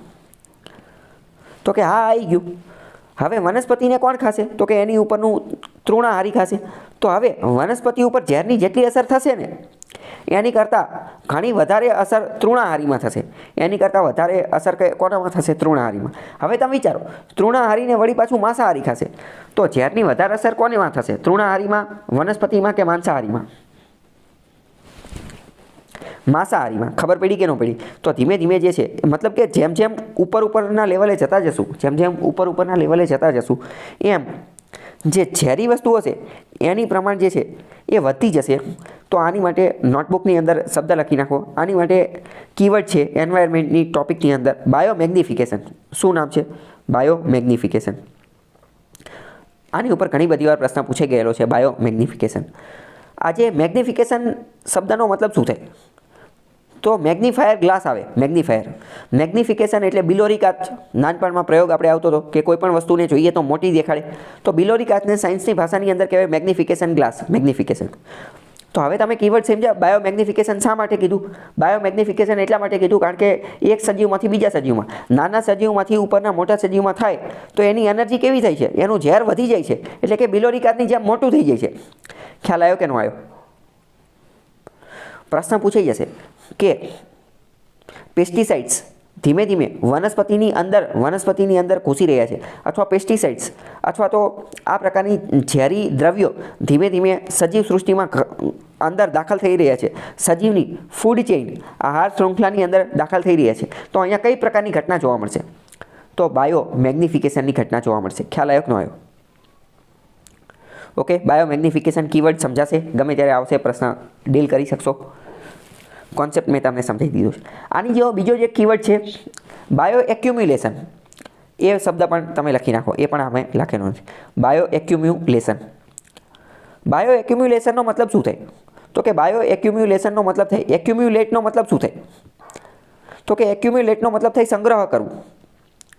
એક્યુમ્યુલેટનો મતલબ શું થાય? સંગ્રહ કરવું, એક જગ્યાએ સંગ્રહ કરવું. તો બાયો એક્યુમ્યુલેટનો મતલબ શું એ આપણે સમજીએ, ઉદાહરણથી સમજીએ. માની લો કે ગાય છે, ગાય ઘાસ ખાય છે, તો ગાયે ઘણું બધું ઘાસ ખાધું, પણ ઘાસ ખાતા ખાતા શું થયું? હારે પ્લાસ્ટિકની કોથળી આવી ગઈ, પ્લાસ્ટિકની કોથળી આવી ગઈ. તો હવે ગાયના પેટની અંદર શું છે? ઘાસ પણ છે અને પ્લાસ્ટિકની કોથળી પણ છે. હવે ગાયના પેટની અંદર પાચનની પ્રક્રિયા ચાલુ થશે, ડાયજેશનની પ્રક્રિયા ચાલુ થશે. તો તમે હવે વિચારો, ઘાસનું પાચન થશે કે પ્લાસ્ટિકનું પાચન થશે કે બેયનું પાચન થશે કે એકયનું નહીં થાય? વિચારીને જાઓ તો. ગાયની અંદર ઘાસનું પાચન થશે, જ્યારે પ્લાસ્ટિકની કોથળી એમનેમ રહેશે. ઘાસનું પાચન થશે અને પ્લાસ્ટિકની કોથળી જે છે એ એમનેમ રહેશે. ઘણી બધી વાર ન્યૂઝમાં, મીડિયામાં, વિડીયોમાં આપણે જોતા હોઈએ છીએ કે ઘણી બધી વાર ગાયના એના ઓપરેશન કરે ને તો એમાંથી કિલો અથવા તો ટન જેટલું પ્લાસ્ટિક જે છે એ નીકળતું હોય છે. અને જમીન ઉપરના સજીવોમાંથી તો ઓછું, પરંતુ સમુદ્રના સજીવોમાંથી તો ટન કિલોની માત્રામાં આવું પ્લાસ્ટિક નીકળતું હોય, એવું આપણે ન્યૂઝમાં જોતા હોઈએ છીએ. બરાબર? તો મતલબ કે પ્લાસ્ટિકનું પાચન થશે નહીં. તો ચલો, ગાયે આજે એક કોથળી પ્લાસ્ટિક ખાઈ લીધી તો એના પેટમાં એમ રહેશે. કાલે બીજી કોથળી ખાશે, ત્રીજી, ચોથી, પાંચમી. તો આવી ઘણી બધી, હવે સમજ્યા ને કે કિલો કે ઘણી બધી વાર તો વિચાર આવે કે એટલે એક આરે 10 કિલો પ્લાસ્ટિક ખાઈ લીધો છે, તો કે ના, એક આરે ન ખાતું હોય, પણ એના પેટની અંદર તો પાચન થવાનું નથી, એટલે એમ રહેવાનું છે. એટલે ધીમે ધીમે એ પ્લાસ્ટિક વધતું જાય. ખબર પડી કે ન પડી? તો ધીમે ધીમે આ પ્લાસ્ટિક વધતું જાય તો એનો સંચય થતો જાય. સંચયને ઇંગ્લિશમાં કહેવાય એક્યુમ્યુલેટ. અને એટલે આ જે આખી ઘટના થઈ, આ આખી ઘટનાને નામ આપવામાં આવે છે બાયો એક્યુમ્યુલેટ. હવે આને હું તમને વિજ્ઞાનની ભાષામાં, એન્વાયરમેન્ટની ભાષામાં સમજાવું તો બાયો એક્યુમ્યુલેટ એવું કહેવામાં માંગે છે કે જ્યારે સજીવની અંદર, સજીવ એટલે કે જૈવિક, જ્યારે જૈવિક પદાર્થની અંદર એવો અજૈવિક પદાર્થ ઘૂસી જાય છે, કે જેનું વિઘટન થઈ શકતું નથી, જેનું પાચન થઈ શકતું નથી. એટલે એ અજૈવિક પદાર્થ જૈવિક સજીવની અંદર એમ રહે છે અને ધીમે ધીમે મોટો થતો રહે છે. તો આ પ્રક્રિયાને બાયો એક્યુમ્યુલેશન કહે. બીજું મોસ્ટ ઇમ્પોર્ટન્ટ વસ્તુ, ચલો આ બાયો એક્યુમ્યુલેશન થઈ ગયું, ગાયની અંદર આ બાયો એક્યુમ્યુલેશન થઈ ગયું. હવે માની લો કે આ ગાય જે છે, આ ગાયને સિંહે ખાધી, તો હવે તો સિંહની અંદર પણ એ પ્રકારનું પ્લાસ્ટિક આવી જશે કે નહીં આવી જાય? તો કે હા, એની અંદર પણ આવી જશે. ખ્યાલ આવ્યો કે ન આવ્યો? થોડા સમય પહેલાં લાન્સેન્ટ નામની એક રિસર્ચ જે છે, એણે એક રિસર્ચ પબ્લિશ કરેલું હતું, અને એ રિસર્ચની અંદર એવું જાણવા મળેલું છે કે મનુષ્યના સજીવની અંદર, મનુષ્યના બ્લડની અંદર માઇક્રોપ્લાસ્ટિક ઘૂસી ગયું છે. કઈ રીતે ઘૂસ્યું હશે? આપણને વિચાર આવે કે હું પ્લાસ્ટિક ખાઉં છું, મેં ક્યારે ખાધું? તો કે આપણે ખાધું નથી. પણ હવે તમે સમજી ગયા, આપણે ખાવી ન ખાવી એનાથી કંઈ લેવા દેવા નથી. આપણે ન ખાવી તો આપણી અંદર ઘૂસી જાય. કેમ? કારણ કે વનસ્પતિની અંદર ઘૂસશે તો આપણી ઉપર ઘૂસવાનું જ છે. તમને એવું લાગે કે અમુક વાર નોનવેજ ખાતા હોય, બરાબર, તો એના માધ્યમથી પણ ઘૂસતા હોય. ઓકે, આટલી વસ્તુ તમને ખ્યાલ આવ્યો ન આવ્યો? તો આપણે 2-3 વસ્તુ સમજ્યા કે એક તો એનર્જી, લિન્ડમેનનો એનર્જીનો પ્રિન્સિપલ. બીજું આપણે બાયો એક્યુમ્યુલેશન સમજ્યા, એનર્જીનો લો, એનર્જીનો આપણે સિદ્ધાંત સમજ્યા. શું સિદ્ધાંત સમજ્યા? કે એનર્જી નીચેથી ઉપર જતી જાય, એટલે કે વનસ્પતિથી જેમ સજીવોમાં જતી જશે, અથવા સૂર્યમાંથી સજીવોમાં જતી જશે, એમ ઘટતી જશે. એનર્જી હંમેશા કેવી થશે? ઘટતી જ જશે. બાયો એક્યુમ્યુલેશનમાં આપણે શું સમજ્યા? તો કે જે અજૈવિક વસ્તુ કે જેનું વિઘટન પાચન થતું નથી, તો એ એમને ભેગું થતું જશે અને ધીમે ધીમે એક્યુમ્યુલેટ, બિલોરી કાતની જેમ મોટું થતું રહેશે. અને બીજું એક કીવર્ડ સમજ્યા, બાયો મેગ્નિફિકેશન કીવર્ડ શું કહેતો હતો? કે જ્યારે નાના સજીવમાંથી મોટા સજીવમાં જ્યારે ઝેરી વસ્તુ જતી હશે, અમુક ઝેરી વસ્તુ જતી હશે, તો એની અસર કેવી થશે? એની અસર વિકરાળ થશે. મતલબ કે ઉંદરને ઝેર મળ્યું અને એ જ ઉંદરને સાપે ખાધો, તો સાપ ઉપર એ ઝેરની અસર વધુ થશે. આટલું ખ્યાલ આવ્યો કે ન આવ્યો? બરાબર. ચલો, હવે હું તમને મારો એક મિત્ર છે વેસ્ટ બેંગાલ, કોલકાતાનો. એના આધારે મને એક વાત જાણવા મળી, એ હું તમને કહું, તમારે એનો જવાબ આપવાનો છે. બાયો એક્યુમ્યુલેશન, બાયો મેગ્નિફિકેશન બધા ટોપિક આપણે સમજી ગયા. આપણે એ પણ ખબર પડી ગઈ કે ધીમે ધીમે ફૂડ ચેઇનની અંદર આ બધું ઝેર ઘૂસી રહ્યું છે. કોના માધ્યમથી? પેસ્ટિસાઇડ્સ આપણે ખેતરની અંદર વાપરતા હોય તો એ ધીમે ધીમે જમીનમાં જાય, પ્લાસ્ટિક ધીમે ધીમે જમીનમાં જાય. ટૂંકમાં બધો જ પ્રદૂષણ, બધો જ કચરો, બધી વસ્તુ ધીમે ધીમે આપણા શરીરમાં ઘૂસી રહી છે. માઇક્રોપ્લાસ્ટિક આપણા શરીરમાં ઘૂસી ગયું. સેમ આ જ વસ્તુ સમુદ્રી જીવો જે છે, નાની માછલી, મોટી માછલી, એ બધાની અંદર પણ જોવા મળશે. બરાબર? તો હું તમને એક ક્વેશ્ચન પૂછું. વેસ્ટ બેંગોલ, કોલકાતાની અંદર મારો એક મિત્ર રહે છે. એણે એમ કીધું કે મારે ગમે ત્યારે કે માછલી ખાવાની હોય ને, સામાન્ય રીતે વેસ્ટ બેંગોલમાં તો એમના કલ્ચરમાં માછલી ખાવાનું છે, તો કે મારે ગમે ત્યારે માછલી ખાવાની હોય તો કે હું નાની માછલી જે છે ને એ ખરીદું, મોટી માછલી ખરીદતો નથી. આવું એણે શા માટે કીધું હશે? થોડું વિચારીને કહી શકશો? આપણે આજે ટોપિક ચલાવ્યો એના આધારે. Right, very good. કારણ કે આપણે બાયો મેગ્નિફિકેશન અને બાયો એક્યુમ્યુલેશનનો ટોપિક જોયો, જેના અંતર્ગત નાની માછલીમાં એક રીતે જોઈએ તો ઝેરનું પ્રમાણ ઓછું હશે, જ્યારે મોટી માછલીમાં ઝેરનું પ્રમાણ વધુ હશે. આવું એનું લોજિક હતું. બરાબર? એટલે આપણે કોઈ આને સપોર્ટ કરતા નથી, આપણે આનું કોઈ વૈજ્ઞાનિક પરીક્ષણ પણ કર્યું નથી, પણ ઇન શોર્ટ આ લોજિક તો બિલકુલ સાચું છે. આ મેં તમને એટલા માટે કીધું કારણ કે તમને કોન્સેપ્ટ ક્લિયર કરવામાં વધારે સરળતા રહે એટલા માટે. ઓકે, ખ્યાલ આવ્યો? તો આ બધી આમાંથી અલગ અલગ ક્વેશ્ચન, પ્રેક્ટિકલ ક્વેશ્ચન પણ આમાંથી પૂછાતા હોય છે. અમુક વાર એવા પ્રશ્ન પણ પૂછાતા હોય કે જો જંગલમાં હરણનું પ્રમાણ વધી જશે તો શું થશે? તો કે હરણનું પ્રમાણ વધી જશે. હરણનું પ્રમાણ જો વધી જશે તો ઘાસનું પ્રમાણ ઘટશે. ઘાસનું પ્રમાણ જે છે એ ઘટી જશે. બરાબર? બીજું, જો હરણનું પ્રમાણ વધશે તો સિંહનું પ્રમાણ પણ વધશે. કેમ? કારણ કે સિંહને ખાવા માટે હવે વધુ ખોરાક મળશે. ઓકે, તો આવા ક્વેશ્ચન જે છે એ પૂછાતા હોય છે. અને માની લો કે પ્રશ્ન પૂછે છે, જો સિંહનું પ્રમાણ વધી જશે તો શું થશે? તો કે તો હરણનું પ્રમાણ ઘટી જશે. સાચી વાત કે ખોટી વાત? અને જો સિંહનું પ્રમાણ વધશે તો હરણનું પ્રમાણ ઘટશે, અને હરણનું પ્રમાણ ઘટશે એટલે ઘાસનું પ્રમાણ વધશે પાછું. સમજાણું? એટલે ક્વેશ્ચન કેવો આપશે કે જો સિંહનું પ્રમાણ વધશે તો ઓપ્શન એ આપશે કે હરણનું પ્રમાણ ઘટશે, અને બીજું ઓપ્શન બી આપશે કે ઘાસનું પ્રમાણ વધશે. તો જવાબ કયા સાચા પડશે? બંને સાચા પડશે. ખ્યાલ આવ્યો કે નહીં? ઓકે, ચલો. હવે આટલામાં કંઈ ડાઉટ કે એવું કંઈ હોય તો તમે મને પૂછી શકો છો. બાકી ચાલો આપણે એક પાના નંબર 12 ઉપર આવી જાઓ. એનર્જીનો પિરામિડ આપેલો છે. કોઈ પણ પિરામિડની શરૂઆત નીચેથી થાય તો જો સીવીડ એટલે સમુદ્રી ઘાસ. સમુદ્રની અંદર પણ વનસ્પતિ, પ્લેન્કટન ને ઘાસને એવું બધું જોવા મળે. તો સમુદ્ર માટે પ્રાથમિક કોણ થશે? જે ઓટોટ્રોપ્સ, પોતાની જાતે ખોરાક બનાવવાવાળા. કોણ ઓટોટ્રોપ? એટલે કે સ્વપોષિત, પોતાની જાતે ખોરાક બનાવવાવાળા. તો આ વનસ્પતિ, વીડ્સ, ઘાસ ને એ બધું થશે. બરાબર? એટલે કે એ પ્રોડ્યુસર છે, ઉપભોક્તા છે. ઉપભોક્તા, ઇંગ્લિશમાં પ્રોડ્યુસર, ગુજરાતીમાં ઉપભોક્તા. હવે આ ઘાસને એ બધાને કોણ ખાશે? ફિશ, માછલી ખાશે. તો માછલી શું બની જશે? Primary consumers. ગુજરાતીમાં કહીએ તો પ્રાથમિક ઉપભોક્તા. નીચેના જે હતા એ કોણ હતા? પ્રોડ્યુસર, એટલે કે ઉત્પાદક કરતા. જ્યારે આ કોણ છે? કન્ઝ્યુમર્સ એટલે કે ઉપભોક્તા, જે વાપરવાવાળા. બરાબર? શબ્દ, કીવર્ડ સમજવાના મોસ્ટ ઇમ્પોર્ટન્ટ. હવે તમે વિચારો, ઘાસ પાસે જેટલી એનર્જી હશે, શું બધી માછલીમાં જતી રહેશે? બધી નહીં જાય, એનો ખાલી 10% ભાગ જ જશે. પણ જો ઝેર હશે, કોઈ ઝેરી વસ્તુ હશે, તો એનું ઘણી મોટી અસર થશે. ચલો, હવે આ નાની માછલીને ખાશે મોટી માછલી, એટલે કે શાર્ક.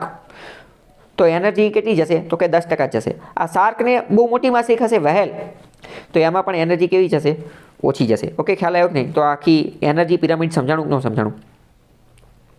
તો મેં તમને કીધું હતું કે આપણે અલગ અલગ પ્રકારના પિરામિડ સમજવાના છે. તો એમાંનો એક પિરામિડ આપણે જોઈ લીધો એનર્જીનો. હવે વાત કરીએ કે આ જે પિરામિડ જે છે ને એ સીધા પણ હોય અને ઊંધા પણ હોય. બરાબર? ઇંગ્લિશમાં કહેવાય અપવાર્ડેડ અને ડાઉનવાર્ડેડ. અપવાર્ડેડ અને ઇન્વર્ટેડ અથવા ડાઉનવાર્ડેડ કહેવાય, સીધા અથવા ઊંધા. તો એકમાત્ર પિરામિડ કયો? એનર્જીનો પિરામિડ. એ જ એકમાત્ર એવો પિરામિડ છે કે જે હંમેશા કેવો હશે? સીધો જ હશે. કેમ સીધો જશે? કારણ કે એને નીચે જ મોટું રાખવું પડશે ને. મેં કીધું કે પિરામિડની શરૂઆત નીચેથી થાય, તો નીચે મોટું રાખવું પડશે. કેમ? કારણ કે એનર્જી અહીંયા તો સૌથી વધુ હશે ને. અને જેમ જેમ ઉપર જતા જશું એમ જ ઘટતી જશે ને. તો પિરામિડ તો જ બને ને. ઊંધો પિરામિડ તો આની અંદર બનશે નહીં. વિધાનવાળા વાક્યમાં પૂછાઈ જશે કે એનર્જી, ઉર્જાનો પિરામિડ હંમેશા સીધો જ હોય છે. વિધાન સાચું પડી જશે. ખ્યાલ આવ્યો કે ન આવ્યો? જ્યારે બીજા નંબરના પિરામિડ, બાયોમાસના પિરામિડ, એ સીધા અને ઊંધા તમને મજા આવે એમ બનાવી શકો. ઓકે, આટલામાં કંઈ ડાઉટ હોય તો પૂછો. હવે આપણે જોઈએ કે પિરામિડ ઓફ નંબર એટલે કે સંખ્યાનો પિરામિડ. સંખ્યાનો પિરામિડ આપણે સમજીએ, ઉદાહરણથી સમજીએ. ચલો, ઘાસ છે અને જીવજંતુઓ છે. એવા જીવજંતુઓ કે જે ઘાસ ખાય છે, એવા જીવજંતુઓ કે જે ઘાસ, અથવા સમજો કે હરણ છે, ચલો હરણ છે, બરાબર. તો તમે વિચારો, ઘાસની સંખ્યા વધુ હશે કે હરણની સંખ્યા વધુ હશે? નંબર એટલે સંખ્યા, તો કે સંખ્યા કોની વધુ હશે? ઘાસની સંખ્યા વધુ હશે. તો પિરામિડ બનાવવા માટે જે નીચેનું જે ઘાસ રહ્યું એને મોટું રાખવું પડશે, એને તો જ પિરામિડ બને, તો નીચેનું મોટું હશે. જ્યારે એની ઉપર હરણ હશે, એની સંખ્યા ઘાસની સરખામણીમાં નાની હશે, તો એની કરતાં નાની હશે. હવે હરણને વળી કોણ ખાશે? તો કે હરણને સિંહ ખાશે. તો કે સિંહની સંખ્યા હરણ કરતાં વધારે હશે, ઓછી હશે કે એની જેટલી જ હશે? ઓછી હશે, બરાબર. તો અહીંયા એની કરતાં ઓછું કરતું, તો આ સીધો પિરામિડ બની ગયો, નંબરનો સીધો પિરામિડ બની ગયો. ખ્યાલ આવ્યો કે ન આવ્યો? ખબર પડી? તો હવે સેમ આ જ પિરામિડ જે છે એ સમુદ્રની અંદર પણ બની શકે, જ્યાં મજા આવે ત્યાં બની શકે.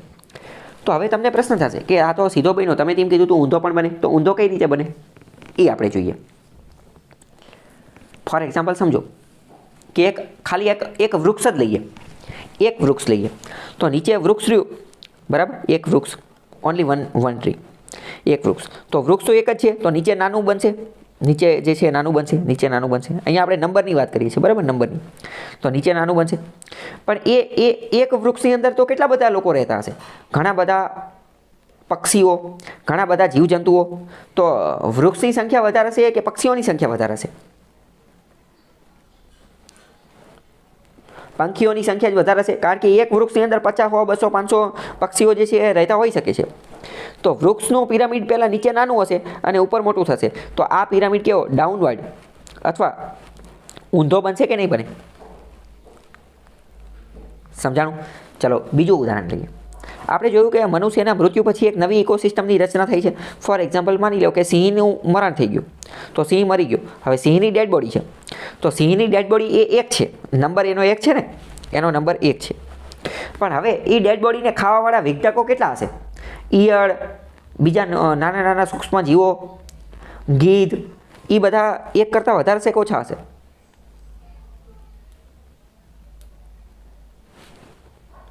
સિંહની ડેડ બોડી જે છે એને ખાવાવાળા વિઘટકો, એ ઈયળ ને એ બધું, એ એક કરતાં વધારે છે કે ઓછા હશે? તો કે એ તો એક કરતાં વધારે જ હશે. તો અહીંયા નંબરનો પિરામિડ કેવો થઈ ગયો? એ ઊંધો થઈ ગયો કે નહીં? ખ્યાલ આવ્યો? જો નીચે એ જ ઉદાહરણ આપેલું છે 20 નંબરના પેજ ઉપર, કે ઝાડ એક જ છે, ઝાડ એકલું છે, તો નીચે નાનું રહેશે, નીચે નાનું રહેશે. પણ એની ઉપર પક્ષીઓ તો ઘણા બધા રહે છે, બરાબર. તો સીધો અને ઊંધો બંને પ્રકારના ઉદાહરણ, બંને પ્રકારના પિરામિડ બની શકે છે. ઓકે, ખ્યાલ આવ્યો કે નહીં? ચલો, નીચે 21મા નંબરમાં આપણે જોઈ લીધું કે આ પ્રાઇમરી પ્રોડ્યુસર 100% એનર્જી મેળવે 10%, એ આપણે ઓલરેડી જોઈ લીધું. લિન્ડમેનનો જે સિદ્ધાંત છે એ, બરાબર. ચલો હવે આપણે ત્રીજા નંબરનો પિરામિડ જોઈએ, બાયોમાસનો. બાયોમાસ, માસ એટલે વજન, એટલે કે દ્રવ્ય. બધાનું વજન કરવી તો કઈ રીતનો પિરામિડ બનશે? તો ચલો પહેલાં તો વાત કરીએ કે એક જંગલની ઇકોસિસ્ટમ લઈ લઈએ. એક જંગલની ઇકોસિસ્ટમ, તો એક જંગલની અંદર જેટલા પણ વૃક્ષો છે એ બધાનું વજન કરો, અને એ વૃક્ષની અંદર એ ઘાસ ખાવાવાળા જેટલા પ્રાણીઓ છે એ બધાનું વજન કરો. વધારે વજન કોનો થશે? વજન જે છે એ વૃક્ષોનો થશે, વધારે વજન વૃક્ષોનો થશે. તો કે વૃક્ષ નીચે આવશે, વૃક્ષ નીચે આવશે, એની ઉપર બધા તૃણાહારીઓ આવશે અને એની ઉપર માંસાહારીઓ આવશે. તો કે હવે ચાલો વિચારો, તૃણાહારીઓનો બધાનો વજન કરો અને માંસાહારીનો બધાનો વજન કરો, તો વજન વધારે કોનો થશે? તો કે તૃણાહારીઓનો થશે, તૃણાહારીઓનો થશે. કેમ? કારણ કે એમની સંખ્યા વધારે હશે એટલે. તો આ કેવો બનશે? આ સીધો પિરામિડ બનશે, સીધો પિરામિડ બનશે.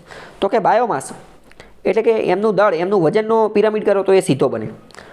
પણ હવે તમે વિચારો, બાયોમાસનો પિરામિડ ઊંધો પણ બની શકે. તમને એવું લાગે એ કઈ રીતે? તો કે સમુદ્રની અંદર એનો પિરામિડ ઊંધો બનશે.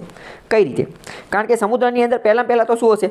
ફાઇટોપ્લેન્કટન હશે અને ઝૂપ્લેન્કટન હશે. એનું વજન તો એકદમ ઓછું હશે. ફાઇટોપ્લેન્કટન અને ઝૂપ્લેન્કટન, એનું વજન એકદમ ઓછું હશે. હવે આ ફાઇટોપ્લેન્કટન અને ઝૂપ્લેન્કટનને ખાશે કોણ? તો કે નાની નાની માછલી. તો એ નાની માછલી અને આ જે ફાઇટોપ્લેન્કટન કે ઝૂપ્લેન્કટન, કોનો વજન વધારે છે? તો કે નાની માછલીનો વજન વધારે છે. અને નાની માછલીને વળી ખાશે મોટી માછલી, અને એની કરતાં પણ મોટી વ્હેલ ને શાર્ક ને એ બધું હશે. તો એનો વજન તો ઘણો બધો વધી જશે. તો અહીંયા આ જે પિરામિડ જે છે એ ઊંધો બનશે. ખ્યાલ આવ્યો કે ન આવ્યો? સમજાણું? હવે જો બીજું આમાં એટલું બધું ડિટેલમાં તમારે જવાનું નથી. તમારી જે આમાં મેઇન વસ્તુ અન્ડરસ્ટેન્ડિંગ છે. તમારે એકવાર કોન્સેપ્ટ ક્લિયર હશે તો ખબર હોવી જોઈએ, બરાબર? કોન્સેપ્ટના આધારે થઈ જશે. પહેલી વસ્તુ મોસ્ટ ઇમ્પોર્ટન્ટ યાદ રાખો, કોઈ પણ પિરામિડ જે છે એ ચાલુ નીચેથી થશે. કોઈ પણ પિરામિડ ચાલુ નીચેથી થશે. 3 પ્રકારના પિરામિડ છે, એક તો એનર્જીનો, બીજો નંબરનો અને ત્રીજો બાયોમાસનો. મોસ્ટ ઇમ્પોર્ટન્ટ એનર્જી એકમાત્ર એવો પિરામિડ છે કે જે હંમેશા સીધો જ હશે, જે ઊંધો બનાવી જ નહીં. કેમ? કારણ કે એનર્જી લિન્ડેનનો સિદ્ધાંત કહે છે કે 10% એનર્જી ટ્રાન્સફર થશે. એ પછી પૃથ્વી ઉપર હોય, જમીન ઉપર હોય કે પાણીમાં હોય, ગમે હોય. સમજાણું? નંબરનો પિરામિડ શું કહે? સીધો પણ બની શકે, ઊંધો પણ બની શકે. કેમ? કારણ કે એ તો આપણે કઈ ઇકોસિસ્ટમ લેવી છે એની ઉપર છે. ખાલી એક જ ઝાડની ઇકોસિસ્ટમ લેવી તો ઊંધો બની જાય. એક જ સિંહ મરી ગયો, મૃત પામેલા એક સજીવની લઈએ તો પણ એ ઊંધો બની જાય, અને સીધો તો ખ્યાલ જ છે, બરાબર?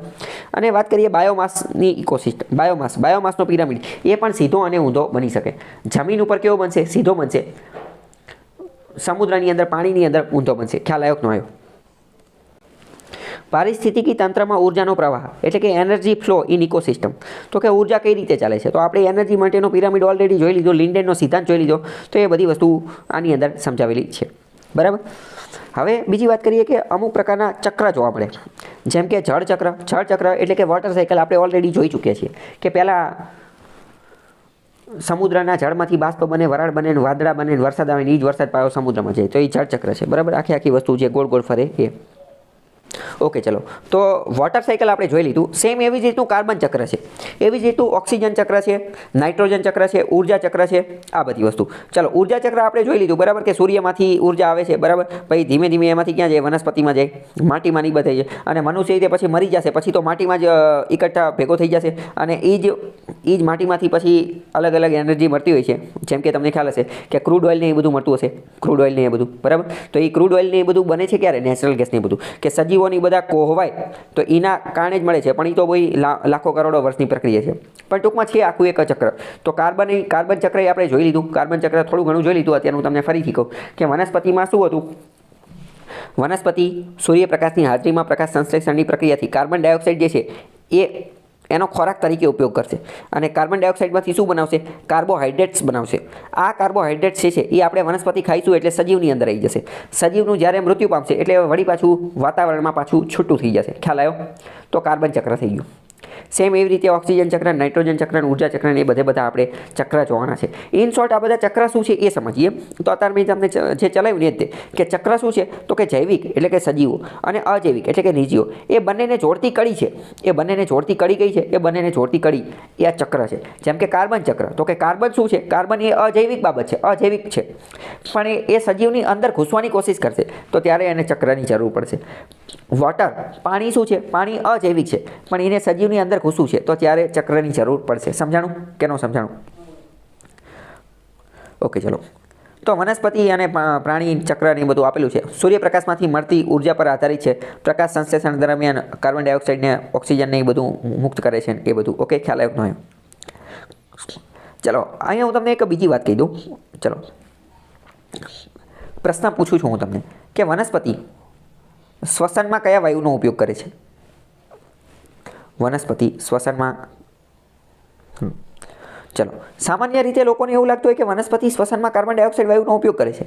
જવાબ બિલકુલ ખોટો છે, એકદમ 100% ખોટો છે. શા માટે? કારણ કે આપણે જે છે ને કોન્સેપ્ટ સરખા સમજતા નથી, એમને બધું દે કરીએ છીએ. તમે સમજો, હું તમને એક કોન્સેપ્ટ સમજાવું. કોઈ પણ સજીવ, દુનિયાનો કોઈ પણ સજીવ હોય, શ્વસનમાં હંમેશા ઓક્સિજનનો જ ઉપયોગ કરશે. કોઈ પણ સજીવ શ્વસનમાં હંમેશા કોનો ઉપયોગ કરશે? ઓક્સિજનનો જ ઉપયોગ કરશે. તો તમે એવું લાગે કે અમે તો બચપનથી સાંભળતા આવીએ છીએ નિશાળોમાં કે વનસ્પતિ કાર્બન ડાયોક્સાઇડનો ઉપયોગ કરે, કાર્બન ડાયોક્સાઇડનો ઉપયોગ કરે. તો આપણે અધૂરું સાંભળેલું છે. કેમ? કારણ કે વનસ્પતિ કાર્બન ડાયોક્સાઇડનો ઉપયોગ ખોરાક બનાવવામાં કરે છે, નહીં કે શ્વસનમાં. ખોરાક બનાવવો અલગ વસ્તુ છે, શ્વસન કરવું અલગ વસ્તુ છે. આપણે ખોરાક એ બનાવતા હોઈએ અને શ્વસન એ લેતા હોઈએ, બંને અલગ વસ્તુ છે ને. બે એક જ વસ્તુ થોડી છે. શ્વસન આપણે 24 કલાક ચાલુ રાખતા હોઈએ, ખાવાનું થોડી 24 કલાક ચાલુ રાખતા હોય. એ તો 2-3 સમય જે હોય મર્યાદિત હોય. ફરીથી સમજો, વનસ્પતિ કાર્બન ડાયોક્સાઇડનો ઉપયોગ કરે છે ક્યારે? ખોરાક બનાવવા માટે. શું 24 કલાક ખોરાક બનાવશે? તો કે ના, 24 કલાક ખોરાક ન બનાવે ને. જ્યારે સૂર્યપ્રકાશ હોય ત્યારે જ બનાવે, બાકી તો બનાવી જ ન શકે. માત્ર અને માત્ર સૂર્યપ્રકાશની હાજરીમાં જ ખોરાક બનાવે. જ્યારે વનસ્પતિ કાર્બન ડાયોક્સાઇડની મદદથી ખોરાક બનાવશે ત્યારે ઓક્સિજન છોડશે, ત્યારે ઓક્સિજન મુક્ત કરશે, હવામાં ઓક્સિજન મુક્ત કરશે. તો તમે હવે વિચારો કે આ પ્રક્રિયા વનસ્પતિ ક્યારે કરી શકે? તો માત્ર ને માત્ર સૂર્યની હાજરીમાં કરી શકે, એટલે કે દિવસે જ કરી શકે, રાત્રે કરશે નહીં. તો તમે વિચારો, શું રાત્રે વનસ્પતિ ઓક્સિજન મુક્ત કરશે અને કાર્બન ડાયોક્સાઇડ ગ્રહણ કરશે કે નહીં કરે?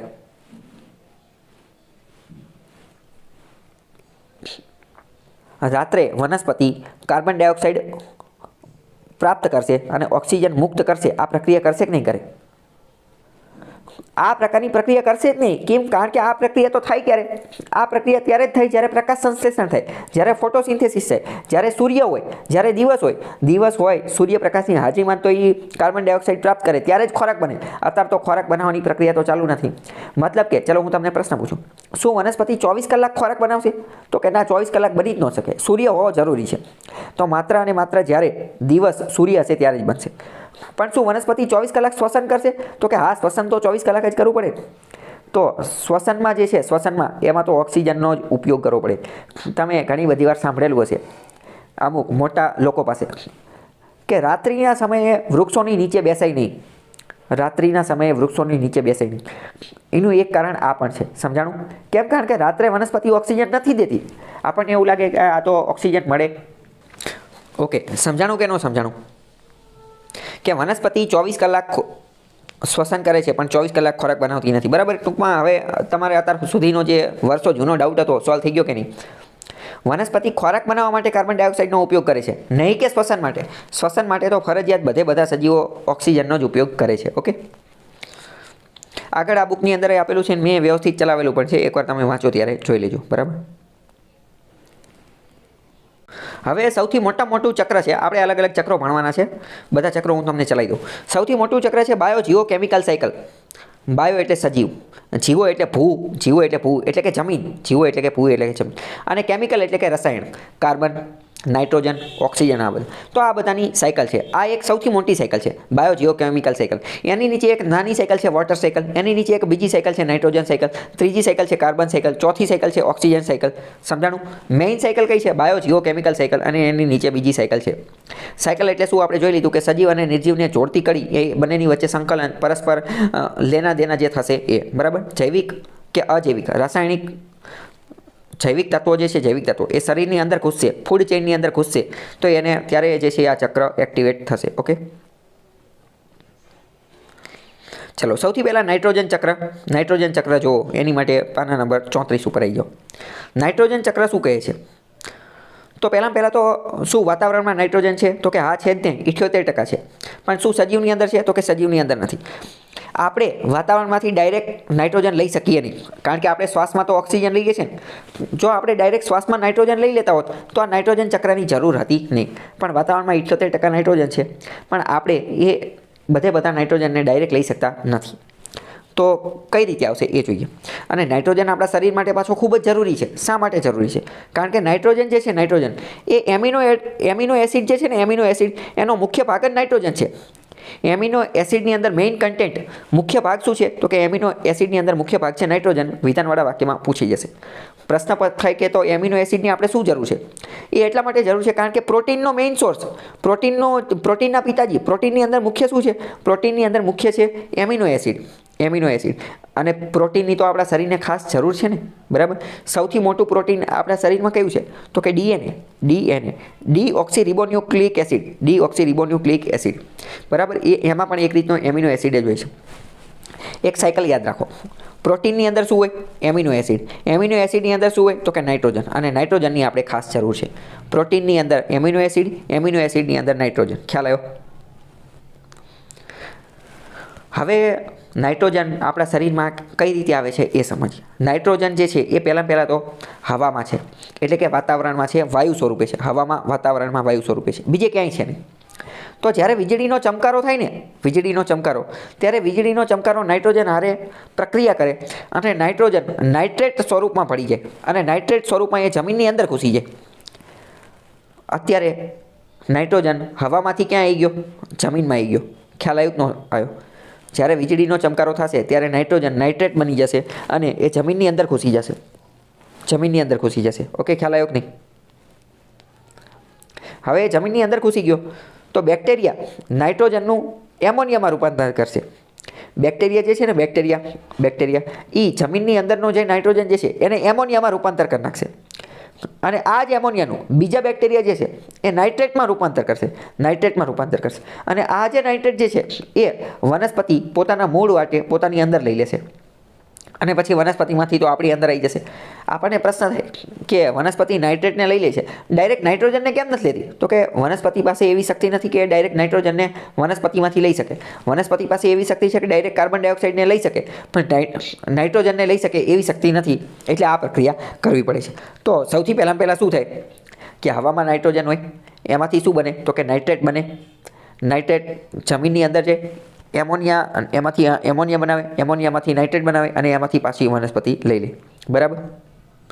જ્યારે વનસ્પતિ, પ્રાણી, મનુષ્ય, સજીવ એ બધા નાશ પામે છે ત્યારે આ આખા શરીરનું વિઘટન થાય અને ત્યારે એ નાઇટ્રેટ પાછો એમાંથી નીકળી જાય અને નાઇટ્રોજન સ્વરૂપે હવામાં ભળી જાય. તો આ આખું એક ચક્ર થયું કે નહીં? તો આને નાઇટ્રોજન સાયકલ કહેવાય. નીચે ચિત્રમાં બતાવેલું છે. બરાબર. કે વીજળીને બધું થાય, નાઇટ્રોજન ગેસ છે વાતાવરણમાં, ધીમે ધીમે NO3 નાઇટ્રેટની અંદર આવી જાય. અહીંયા આ પ્રક્રિયાને નાઇટ્રિફિકેશન કહેવાય, નાઇટ્રિફિકેશન. બરાબર. અને એમાંથી એમોનિયા ને એ બધું બને અને ધીમે ધીમે વનસ્પતિમાં જાય એ બધું. ઓકે. નાઇટ્રોજન સાયકલ 2-3 અલગ અલગ ગ્રાફિકમાં ચલાવેલી છે, તમે જોઈ લેજો. બરાબર. હવે બીજું છે ઓક્સિજન ચક્ર. તો ઓક્સિજન ચક્ર તો ઓલરેડી આપણે સમજેલા જ છીએ. ચલો, કઈ રીતે સમજેલા છીએ? આપણે ઓક્સિજન શ્વાસમાં લઈએ છીએ, શ્વાસમાં લઈએ છીએ. તો પ્રશ્ન થાય તો વાતાવરણમાં ઓક્સિજન આવે છે ક્યાંથી? તો વાતાવરણમાં વનસ્પતિ ઓક્સિજન મુક્ત કરે છે ને. જ્યારે ખોરાક બનાવશે ત્યારે ઓક્સિજન મુક્ત કરશે. સમજાણું? આપણે શ્વાસમાં લઈ લઈએ છીએ, જ્યારે વાતાવરણમાં છોડે છે કોણ? તો કે વનસ્પતિ છોડે છે. તો એ આખું ચક્ર બની જશે કે નહીં? સમજાણું કે ન સમજાણું? કે ચલાવું ડિટેલમાં?